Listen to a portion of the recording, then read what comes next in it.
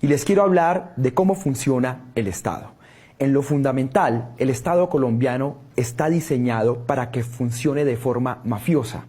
Los órganos de control son de la coalición de gobierno, no hay un sistema bancarizado, entonces los candidatos a alcaldías y gobernaciones terminan empeñando su administración a privados, legales o ilegales, no tienen capacidad de maniobra, hay partidos que venden avales, 200 millones de pesos puede valer un aval, y nuestros organismos electorales son terriblemente deficientes y politizados.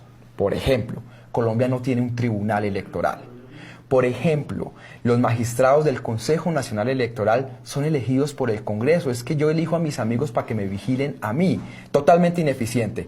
Primera explicación, el periodo preelectoral y electoral.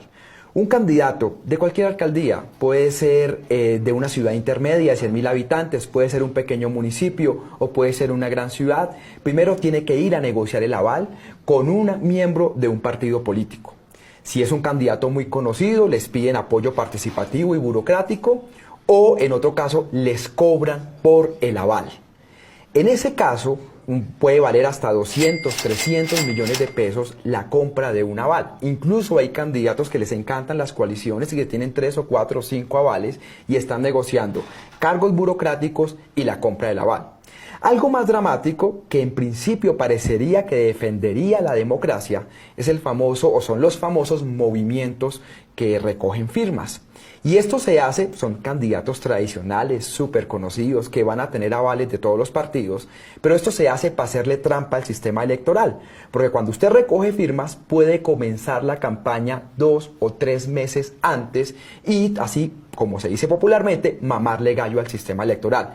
Fíjese ustedes el caso de Germán Vargas Lleras, en su momento en las presidenciales. Aunque tenía el aval de Cambio Radical, él dijo que iba a recoger 5 millones de firmas para llenar todo el país de vallas, de propaganda, de gente con camisas y así poder ganarle ventaja a los otros candidatos.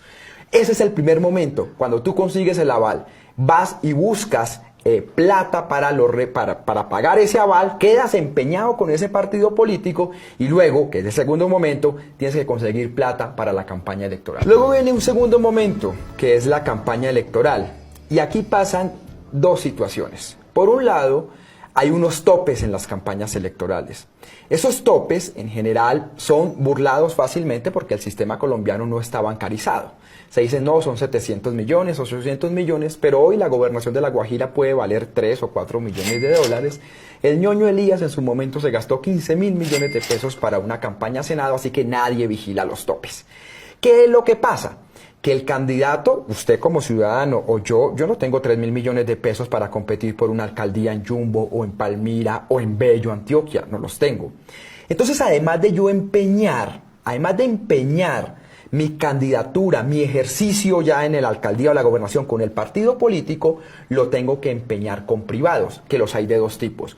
Los privados legales, empresarios, contratistas, que piden el 10 hasta el 25% en los contratos, o los privados ilegales, que son narcos, que es cuando financian literalmente campañas. En ambos casos, el efecto es el mismo, cooptan el Estado y se vuelve un Estado corporativo. Así, cuando el alcalde, el gobernador, llega, tiene una deuda de 3.000, 4.000, 5.000 millones de pesos, y lo primero que tiene que hacer es pagar las deudas al partido político, que generalmente se lo piden puestos burocráticos, y a los contratistas. ¿Cómo se pagan las deudas? Pues obviamente con contratos. ¿Y esos contratos a qué están inscritos? En el plan de desarrollo. El plan de desarrollo lo aprueba el cuerpo colegiado, en el caso de alcaldías, los consejos municipales, y en el caso de departamento, las asambleas departamentales. Entonces, lo que tengo que hacer yo es además ir a cooptar a ese cuerpo colegiado y coger a los concejales y decirle, mire, te ofrezco tantos contratos o te ofrezco tantos puestos laborales y tú me apoyas el plan de desarrollo. Y entonces, el alcalde o el gobernador elige las mesas directivas de ese consejo o asamblea de diputados. Y saben que esos mismos cuerpos colegiados son los que eligen los órganos de control, Contraloría y Personería. Por ejemplo, ustedes sabían que el actual Contralor de Bogotá fue el gobernador de Boyacá, está metido en el escándalo de Odebrecht, pero como es muy amigo de Cambio Radical, de Vargas Lleras, que hace parte de la administración de Enrique Peñalosa, lo eligieron. Es decir, la administración eligió a un amigo para que lo vigile. Entonces los órganos de control no existen, terminan siendo de la coalición de gobierno. Y ustedes me van a decir, ¿y la Procuraduría? Pues yo les hablé del senador al que uno va y le negocia el aval. Pues el senador neutraliza a los procuradores regionales, que generalmente son puestos a dedo para que no pase nada. No funciona Procuraduría, no funciona Contraloría y no funcionan personerías, porque son de la coalición de gobierno. Luego viene una tercera parte. Entonces ya hablamos de la entrega de avales, de cómo le hacen trampa al sistema electoral, hablamos de los organismos de control que en la vida real no existen, hablamos de cómo los alcaldes y gobernadores empeñan sus administraciones a privados, legales o ilegales, es una democracia corporativa, y ahora pues obviamente nos falta hablar del órgano electoral, lo que llaman órgano electoral. Y aquí sí es que esto es un desastre absoluto. La cabeza del órgano electoral, hay como 3 cabezas, pero una de las cabezas es el Consejo Nacional Electoral. El Consejo Nacional Electoral no tiene presupuesto propio, depende de la registraduría, no tiene delegaciones regionales, es decir, no puede investigar nada in situ, pues no tiene cómo hacerlo. Entonces los magistrados se enteran después de que ocurren los hechos, les llegan las denuncias, pero además es un cuerpo politizado, porque lo eligen los propios partidos políticos. Yo elijo a mis amigos para que me investiguen y que entonces, ¿qué significa que no me investiguen? Entonces, en el Consejo Nacional Electoral no pasa nada, y pasa lo que ustedes vieron con las campañas que pasó en sus momentos presidenciales con el tema Odebrecht, no sancionan a nadie, etc. No pasa nada. Luego está la registraduría, que la registraduría es una cosa absurda, porque la registraduría en Colombia organiza elecciones, lidera el conteo, entrega los resultados, y es la encargada de contratar todos los supernumerarios o todos los contratistas para organizar las elecciones. O sea, una sola entidad hace todo eso. Eso obviamente en cualquier país democrático que genera muchísimas dudas.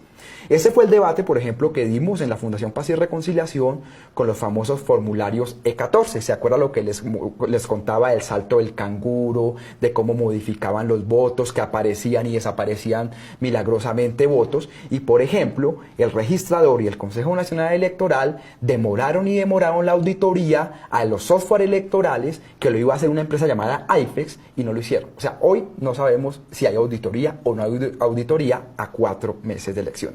Pero le falta un pedazo, y es la famosa sección quinta del Consejo de Estado, que también es muy politizada, que fue, por ejemplo, los que sancionaron a Ángela María Robledo o a Antanas Mocus, cuando a todas luces es un órgano también politizado. O sea, nosotros no tenemos tribunal electoral. Entonces, no tenemos un sistema bancarizado y tenemos mucho flujo económico, tenemos partidos que los partidos no escogen los candidatos, sino los candidatos escogen los partidos negociando avales. Tenemos un gran entramado de órganos de control que no funcionan y tenemos un sistema electoral podrido. Conclusión, nuestro sistema político es podrido, por eso estamos en las que estamos. Y les tengo una ñapa en todo esto. En estrategia militar hay una cosa que llaman las trampas cazabobos. En temas electorales también las hay. El gobierno de Iván Duque, como todos los gobiernos anteriores, anuncian una cosa que llaman el plan elecciones, que es blindar las elecciones, y usted va a ver que van a hacer un despliegue inmenso, policías, ejército. Eso se hacía cuando las FARC quemaban urnas, no dejaban hacer elecciones, el ELN, es decir, hace 20 años, 98, 99, era lo que se hacía. Pero no se hace nada para blindar al país en temas de delitos electorales. El famoso plan democracia es eso, es en temas de seguridad en un país en posconflicto, donde eso ya no es tan importante, y con eso fingen que también combate los delitos electorales, lo cual es totalmente falso. Así que no caigas en las trampas cazabobos de los gobiernos de turno.